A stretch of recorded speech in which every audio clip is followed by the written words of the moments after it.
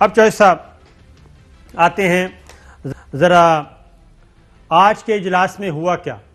Pakistan Peoples party, اس میں کیا ہوا جناب؟ پاکستان پیپلز پارٹی کا سی ای سی کا اجلاس، تو چوہد صاحب پہلا وہاں پہ جو ڈسکشن ہوئی وہ یہ تھی کہ یہ شریف خاندان نے آج تک بھٹو خاندان پہ کوئی ایک بھی ایسا احسان ہے جس کو ہم بیان کر سکیں کہ انہوں نے ہم پہ کیا ہو؟ ذوالفقار علی بھٹو کی پھانسی سے لے کے فریال تالپور صاحبہ کو جیل میں ڈالنے تک کوئی ایک بھی احسان، وہ جواب تھا جناب ندارد، بالکل نہیں ہے۔ پھر یہ ہے کہ صدر زرداری صاحب نے، میں ذرا آپ کو چھوٹی چھوٹی باتیں بتا دیتا ہوں کہ صدر زرداری صاحب پہلے دن سے اس بات پہ قائم،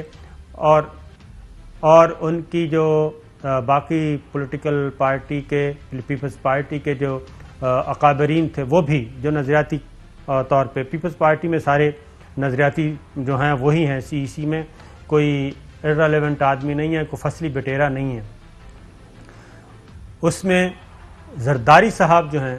انہوں نے گڑی خدا بخش میں ایک بات کلیئرلی کہہ دی تھی، یعنی تمام محنتیں کرنے کے باوجود، بلاول بھٹو کے ذہن کو کلٹیویٹ کرنے کے باوجود، لیکن زرداری صاحب نے ایک بات بڑے اسٹیٹمنٹ کلیئرلی بتا دی تھی کہ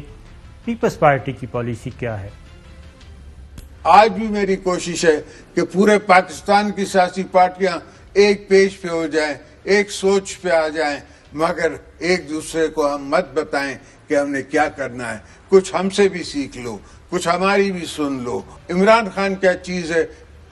نیازی کو ہم نکال سکتے ہیں، مگر ہمیں سوچ بدلنی ہوگی، ہم نے اپنا طریقہ بدلنا ہوگا، ہم نے جیلیں بھرنی ہوگی، اور جیلیں بھرنے کے لیے ہم تیار ہیں، ہمیں کوئی مذائقہ نہیں ہے جیلوں میں جانے کے لیے۔ تو جناب آج بھی چوہد صاحب پیپلز پارٹی کی سی ای سی کے اجلاس میں کہا گیا کہ جناب اگر نواز شریف صاحب کو بہت زیادہ شوق ہے استعفوں کا، مریم صفدر صاحبہ کو، تو وہ آئیں اور جیل یاترا کریں، جیل کو سینے سے لگائیں، اور ہم جناب استعفے دینے کے لیے حاضر ہیں۔ تو یہ آج پہلی شرط رکھی گئی۔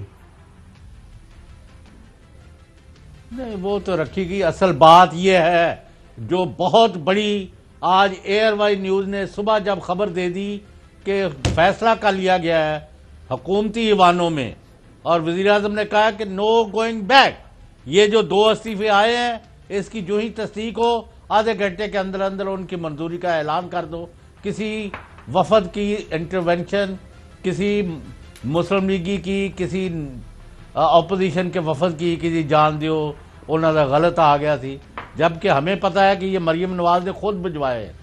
تاکہ اس کی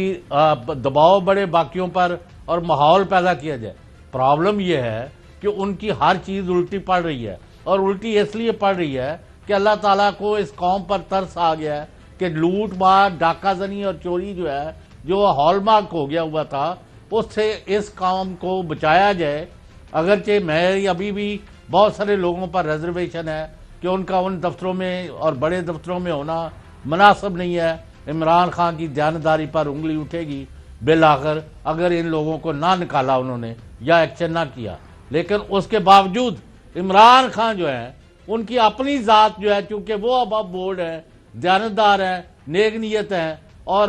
ایمانداری سے خدمت کر رہے ہیں 2.5 سال میں، ان کے اوپر کسی نے انگلی نہیں اٹھائی، تو اس وجہ سے ایک بڑا ڈپارچر ہے، اور اس کو ہی کنسالیڈیٹ کر کے آگے ملک کو چلنا چاہیے۔ میں نے کل بھی یہ کہا تھا، اب بھی کہہ رہا ہوں، اور ایک ہے این آر او جو گورنمنٹ دینے کا ارادہ رکھتی ہے along with NAB, F I A, anti corruption, کہ مثلا ایک آدمی نے 100 ارب روپیہ دینا ہے یا 1000 ارب دینا ہے یا ساروں نے 2 3 5 10 ہزار ارب دینا ہے، تو وہ اپنے وہ پیسے واپس کر دیں، خواہ یک کر دیں یا ڈالرز میں کر دیں یا پاک روپی میں کر دیں یا کوئی 2-4 قسطیں کرا لیں۔ تو یہ گورنمنٹ تیار ہے کہ جو خزانہ ہوا ہے، جو لوٹنا ہوا ہے پیسہ ہے، جو لوٹے ہوئے اثاثے ہیں، وہ واپس کر دیں ان ون فارم اور دی ادر، تو اس کی حد تک رعایت ہو سکتی ہے۔ ورنہ باقی کہ جی آپ لوگ جو ہے دندلاتے پھریں اور ڈاکے ماریں اور چوری بھی کریں اور پھر ملک پر مسلط بھی رہے، this is out of the question.